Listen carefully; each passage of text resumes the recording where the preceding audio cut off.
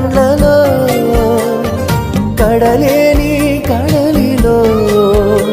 నిరాశ నిస్పృహలో శోకపులోయలలో కష్టాల కడగండ్లలో కడలేని కడలిలో నిరాశ నిస్పృహలో అర్థమే కాని జీవితం ఇక వ్యర్థమని నేననుకొనగా అర్థమే కాని జీవితం ఇక వ్యర్థమని నేననుకొనగా